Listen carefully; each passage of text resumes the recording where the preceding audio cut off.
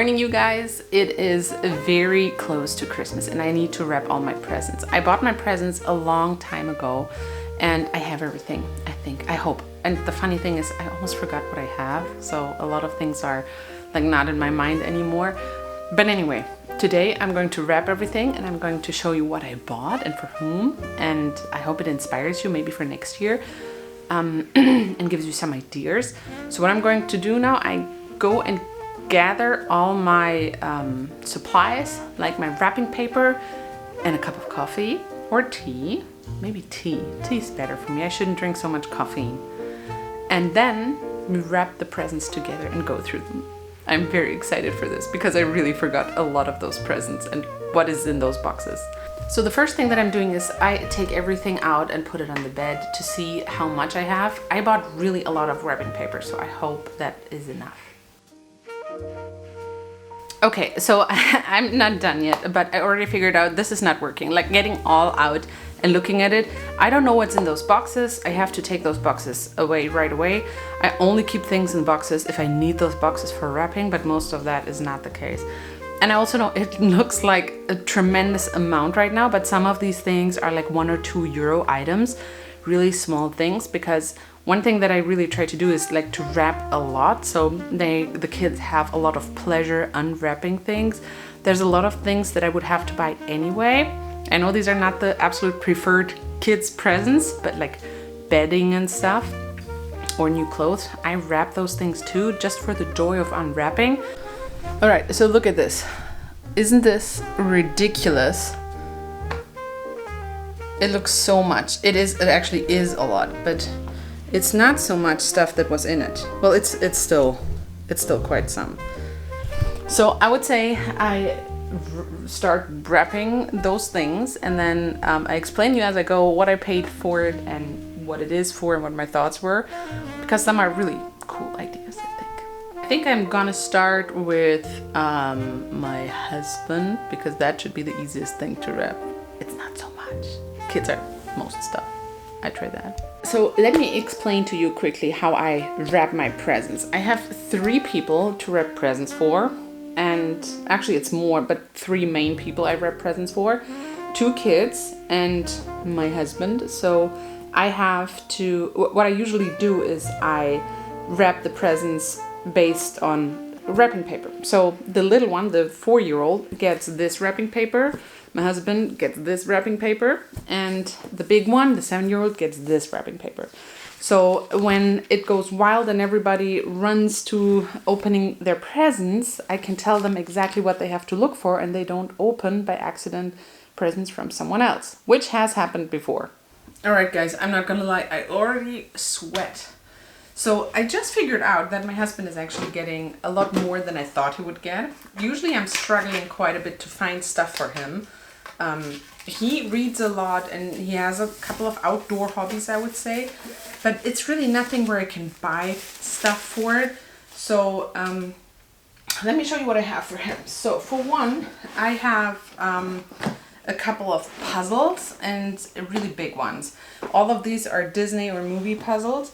So they're all 1,000 pieces. So I have this one. I have some Marvel or DC heroes. I have this, maybe not so much for him. That's maybe for me, but it's kind of cute. So it's the Little Mermaid and Prince Eric, and then I have one Star Wars puzzle. So should all have the same dimensions, and they're all kind of movie puzzles. And my thought is that we can, for one, have like date nights with these, like once a night. I don't know, we cannot do it in one night, I think. We did one puzzle and it was 300 pieces or 400 pieces, and it took us a whole evening. So I guess this is 2 or 3 evenings per puzzle. But my thought is we can glue them down on a piece of cardboard or something and then hang them on the wall. And I have a pretty big room in the base, in the attic, where we could transform to some kind of movie theater, home cinema, and then put these on the wall. So that's my thought. The other thing that I have for him, and this is one of his outdoor hobbies that I mentioned, so he likes to watch birds. So I got him a bird feeder, which is shaped like a humongous acorn, which I really liked. So it's for him, but it's also a little bit for me. The next thing, and it goes into the same category, is Blink outdoor cameras. And so they're running on battery, 2 years battery life, it says. So you can put them outside, and you can, my idea is to build a little birdhouse and then put the camera in it, so that every time a bird comes and eats, it gives you a ring on your phone and you can watch what bird it was. So that's my idea, and I hope it works. So I have 3 of those. I didn't pay a lot because I bought them on Amazon Prime Day, like most of this stuff, to be honest. This book here I bought at the Aldi. So we're living in Germany, but my husband is American, and he always says, I want to see more places in Germany. And honestly, I'm really bad at taking him places because I just don't travel a lot, and I don't know historical sites and all of that. I know that sounds really stupid, but anyway, this is a book that I found at the Aldi store, and it says 1,000 places to see before you die, which is hopefully not anytime soon. Germany, Austria, and Switzerland. So this is all in driving range of us, and I hope there's something cool in it. He already knows that he gets is this. So I bought him a toaster. Sounds like a very weird present for a man. But look, it's a vintage kind of toaster. I don't know if you can see it. It's really cute. And I thought, we don't have a toaster. He likes toasted things, so plus we just need a toaster. The problem is this one, I already know he likes this one because the postman basically handed it to him, and you could, it was like this. It was not wrapped in an additional package. So my husband handed it to me and said, look, we got a toaster. I'm like, yeah, I ordered it. Merry Christmas. But he wants me still to wrap it. So maybe he forgot that he took this, that the postman handed this to him, and that would be great.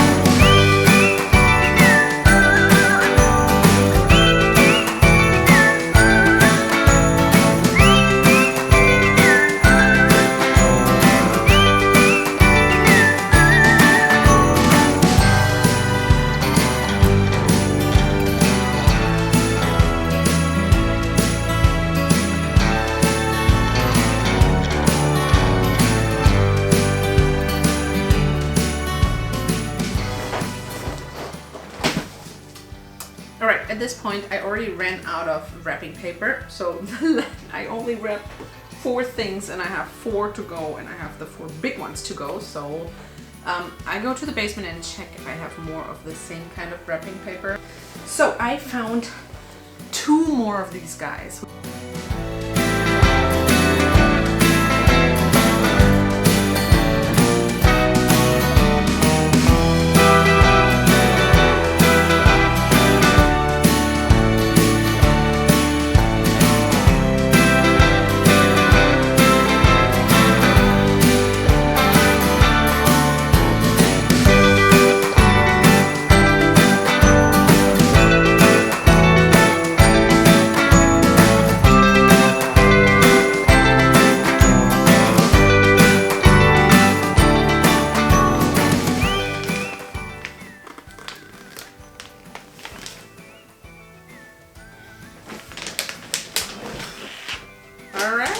Done. So there's one more thing that I will do for my husband, and that is writing a Christmas card. So that sounds a little bit odd, I guess, but this comes a little bit from the thought that I also gift what I like to receive the most. So I really like to receive things like personal words, personal stories, or just like really, like not like just the standard Merry Christmas, love, mom, whatever. I really like letters, handwritten letters, and I almost get none. I sometimes get some from my husband, which is the best thing ever. So I'm going to write him a really nice Christmas card with a lot of words on it and a lot of thoughts and why I'm so happy with him and all these kinds of things. Maybe one or two memories, something that we did this year, or I don't know yet. So, but I'll write him a card, and that will then conclude his Christmas gift.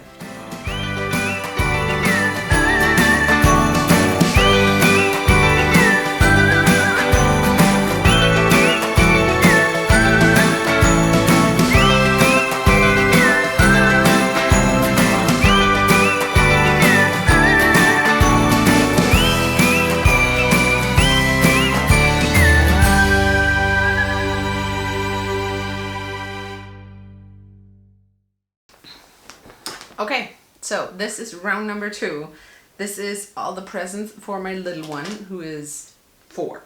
So for one, she gets a new bedding. So she has, she outgrew her kid's bed, and she has a pretty big bed right now, but she doesn't have the right blanket and stuff. So I bought a blanket and a really cute cover and pillows. So I got for both of kids a paint by numbers, and this is the one that my little one gets. I got a couple of puzzles for my smaller one because she is very much into puzzles. She's 4, but she makes much bigger puzzles than like these age recommendations. So this says 6+, and there are 100 pieces. They are some of her favorite shows. This is Bibi and Tina, which I watched when I was little.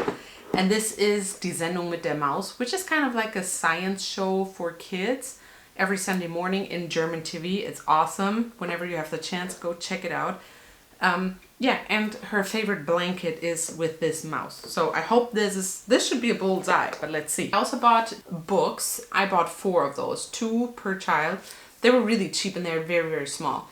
I have birds, flowers, trees, and insects. What I plan to do with those is just to go into the woods with the kids and make them try to find the birds and stuff that are in here. So it should be all German birds and flowers and things, so nothing that we can't find here, but I hope it will be nice. The really cool thing with these books is that it has a discovery section at the end, so you can basically document which birds or whatever flowers and so on you have seen.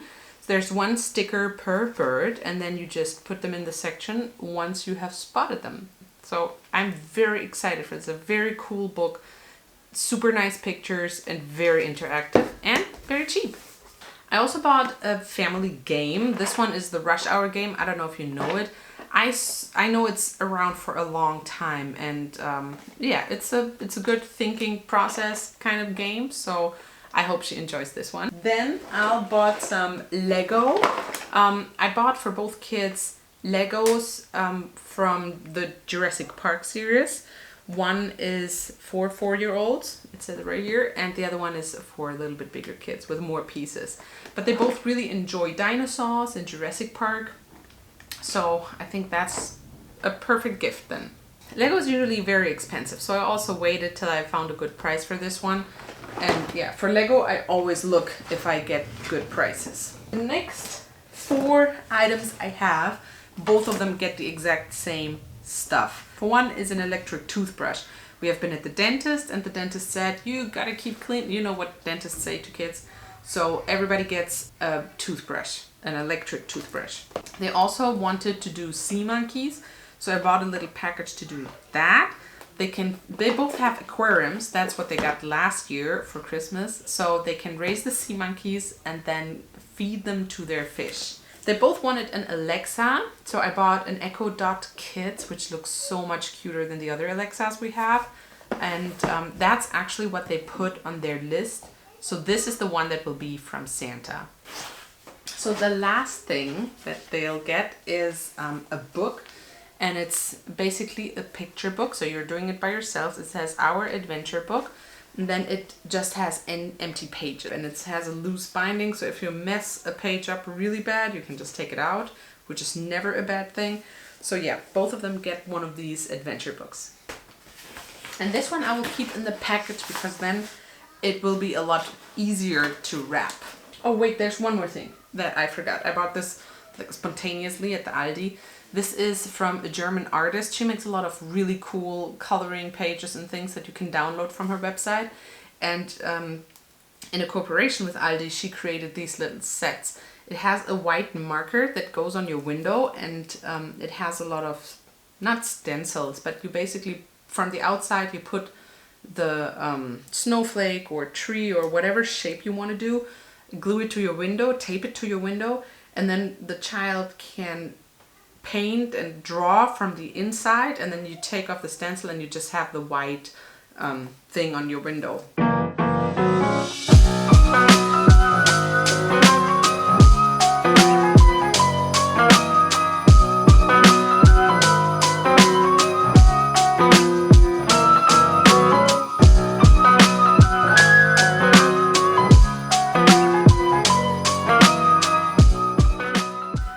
Ready for the last one. That's my big daughter, 7 years old. A couple of things you already saw. So the adventure book, she gets also a toothbrush, a sea monkey, those window pictures. She wanted like the little one in Alexa, and you saw the little nature books. So what she gets in addition is a couple of things. So for one, she learns to play the piano right now, and she gets a piano book for it. She fell in love with Asterix and Obelix. I don't know who of you knows that. It's a story. It's in German, written most of those. I don't know if you get them in English, to be honest. I would have to look. So these are in German. They're comics, and they have a lot of them. Like, I don't know, is this 40 books or so? They're very small comics, and the story of those is during Roman times. So the Romans have captured all of Europe and more. And there's one little village that resists because they have a magic potion. The next thing that I did, also a paint by numbers, also a puzzle. My daughter loves the Avengers and superheroes. She also gets a game that I know from when I was little. It was called Saga Land, and it's basically a journey, and you have to look for symbols and stuff. It's a really cute game for 4 people. She also, like I said, gets a Lego. It's a little bit more difficult or a little harder, but it's also from the Jurassic Park franchise. It's with the Brachiosaurus. Is this the Brachiosaurus? Then she gets clothes. And these are all things, honestly, that I did not buy specifically for Christmas. I bought them because she needs things like that anyway. So I bought a couple of pullovers that are the next size. They were on sale at H&M. It's kind of, now that I think of it, it's not so smart to send Christmas to gift Christmas sweaters at Christmas, because then Christmas is over. It's big enough that it will work for 2 years. I have one sweater with nothing on, but it has a hoodie and a red one with black jeans and white sneakers. I think that looks really cute. And then I have a jacket. She gets 3 new pairs of jeans, and she really enjoys a leopard print, so I got her a pink leopard print swimsuit.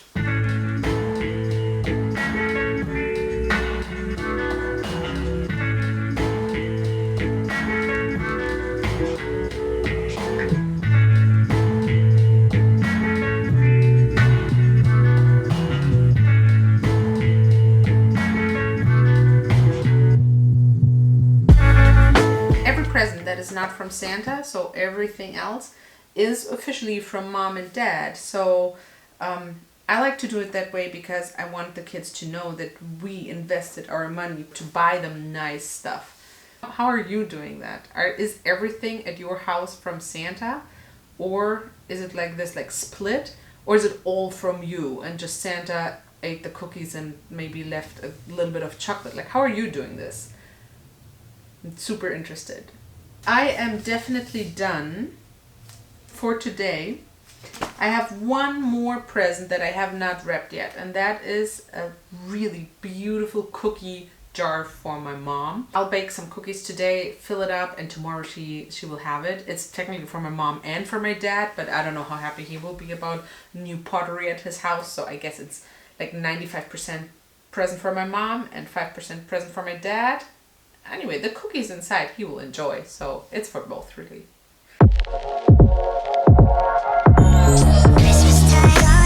I bought bought a really beautiful cookie jar for my mom. It is from Birdwatching, which is a brand that's, I would say, quite popular here in Germany. They have beautiful things, but a little bit pricey. So I got her a cookie jar that I probably would have bought it for myself too. It's really beautiful. I really like it. I hope she likes it too. Anyway, I need to make some cookies for it because my idea is to wrap the whole thing filled with really good cookies. The recipe that I want to use is a terrace cookie. Terrace cookies have a pretty simple dough and they will get really dry once they're baked. But the idea is to put jelly or marmalade or anything in between two of those cookies, let them soak overnight, and then they get really soft and moist. So it's one of my favorite cookies actually. I really like it, but they get better the older they are. Let me read you the recipe really quick.